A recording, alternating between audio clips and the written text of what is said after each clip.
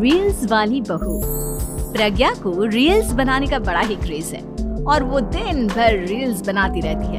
खाते पीते घूमते फिरते घर में कॉलेज में रील्स बनाने के कारण प्रज्ञा पूरे कॉलेज में हाईलाइटेड है। जहां उसकी रील्स सभी को पसंद आते हैं, वहीं मनीषा चिंता में डूबी रहती है। एक रोज जब खाते हुए प्रज्ञा रील्स बना रही होती है, तब मनीषा कहती है, 1 मिनट भी चैन नहीं है इस लड़की को। ये नहीं कि खाना तो आराम से खा ले, लेकिन नहीं, अरे थोड़ी देर रील्स नहीं बनाओगी तो आसमान नहीं टूट पड़ेगा। अरे मम्मी, इसी को तो कहते हैं डिटर्मिनेशन। तुम नहीं समझोगी ये सब। भगवान, इस लड़की को सद्बुद्धि दे।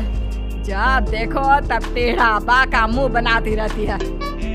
मनीषा की बात का प्रज्ञा पर जरा भी असर नहीं होता और वो खाते खाते रील्स बनाती रहती है। दिन बीतने लगते हैं और देखते देखते प्रज्ञा का कॉलेज भी खत्म हो जाता है। आए दिन कोई ना कोई मनीषा को प्रज्ञा की शादी करवाने का सुझाव दे जाता है। सब ठीक ही कहते हैं, प्रज्ञा की शादी कर देनी चाहिए। अपने घर के काम काज में व्यस्त हो जाएगी तो खुद ही ये रील्स और नाच गाना बंद हो जाएगा। मनीषा और प्रेम प्रज्ञा के लिए एक अच्छा लड़का ढूंढने लगते हैं और तभी विकी का रिश्ता प्रज्ञा के लिए आता है, जिसने प्रज्ञा को उसकी रील्स देखकर पसंद कर लिया था। अगले दिन विकी अपने माता पिता के साथ प्रज्ञा के घर पहुंच जाता है और प्रज्ञा साड़ी पहने हाथों में चाय की ट्रे लिए उनके सामने आती है। जब विकी को पसंद है तो हमें भी बहू पसंद है। बहन जी, आप बारात की तैयारी कीजिए। एक बार लड़का लड़की अकेले में बात कर ले तो अच्छा रहेगा। हाँ हाँ, क्यों नहीं। मनीषा विकी को प्रज्ञा के कमरे में भेजती है, जहाँ प्रज्ञा पहले से ही रील्स बना रही होती है। तभी विकी कहता है, आ गए आपके साजन जी। हमारे साथ ये रील्स कंप्लीट करती तो और भी अच्छा रहता। अच्छा जी, अब आ ही गए हैं तो बना ही लेती हूँ आपके साथ। दोनों मिलकर रील्स बनाते हैं। जब वी मीट और तुरंत पोस्ट भी कर देते हैं। फिर विकी कहता है, जब आप साड़ी में चाय लेकर आई तब मुझे लगा कि कहीं मैं गलत घर में तो नहीं आ गया। अब सही है।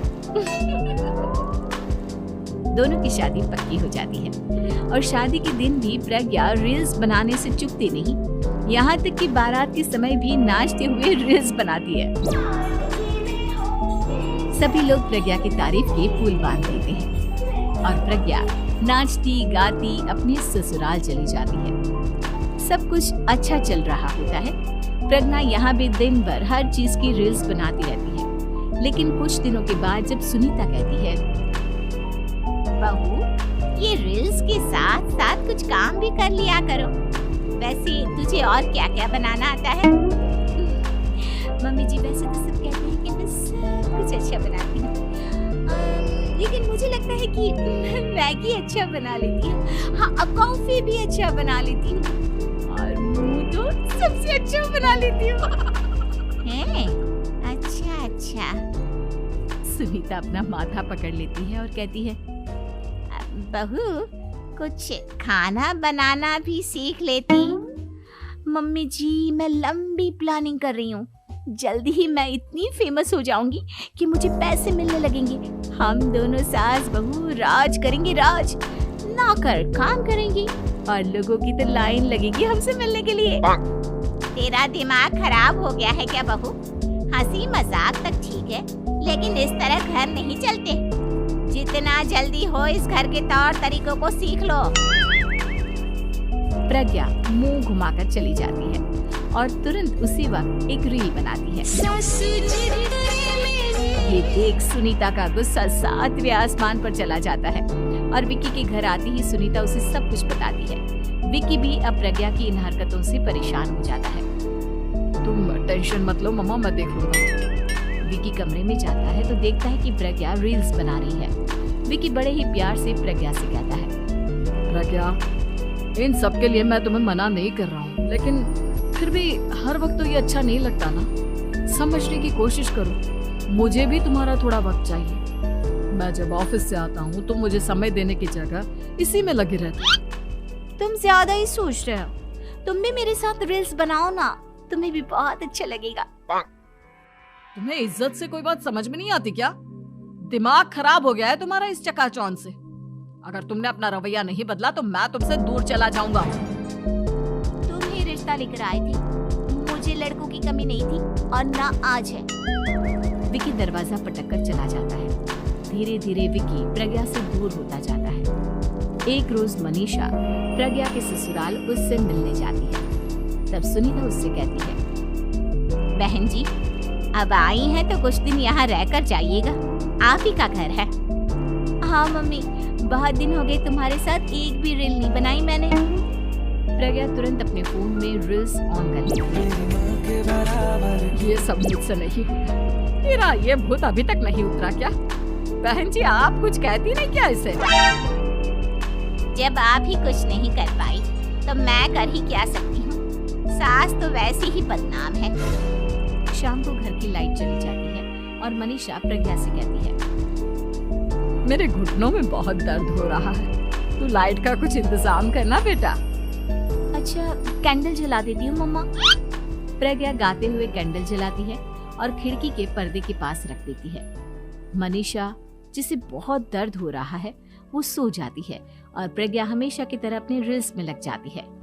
उधर कैंडल की वजह से पर्दा आग पकड़ लेता है और मनीषा के कमरे में आग लग जाती है।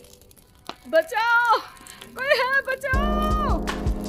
सभी भागते हैं और विकी कमरे की आग बुझाने में लग जाता है, लेकिन तब तक मनीषा आधी जल चुकी थी। मनीषा की हालत देख प्रज्ञा रोने लगती है। विकी मनीषा को तुरंत हॉस्पिटल ले जाता है और उसे एडमिट कराता है। विकी प्रज्ञा से कहता है, देख लिया ना, तुम्हारे इस नाच गाने की वजह से आज तुम्हारी माँ की जान जाते जाते रह गई। अब पता नहीं तुम और क्या चाहती हो। उधर डॉक्टर कहते हैं, इनकी हालत बहुत नाजुक है, आधे से ज्यादा जल चुकी है। प्रज्ञा रोती हुई मंदिर में जाती है और भगवान के आगे जाकर कहती है, भगवान मेरी माँ को ठीक कर दो, मैं कसम खाती हूँ हाथ से ये रील्स बनाना छोड़ दूंगी, बस मुझे मेरी माँ वापस मिल जाए। 2 दिन बीत जाते हैं और मनीषा खतरे से बाहर आ जाती है। पेशेंट अब ठीक है, आप लोग उनसे मिल सकते हो। सब कोई मनीषा से मिलता है और प्रज्ञा सबके सामने अपना फोन तोड़ देती है। मुझे माफ कर दो मम्मा, मैंने तुम लोगों की बातों को नजरअंदाज किया। बेटा कोई भी चीज जरूरत से ज्यादा खराब है। मैंने तुम्हें रील्स बनाने से कभी मना नहीं किया, लेकिन हर वक्त एक ही चीज तो सही नहीं है। मैं समझ गई हूँ मम्मा, आई एम सॉरी। प्रज्ञा उस दिन से रील्स बनाना छोड़ देती है और पूरी तरह से अपने घर में लग जाती है।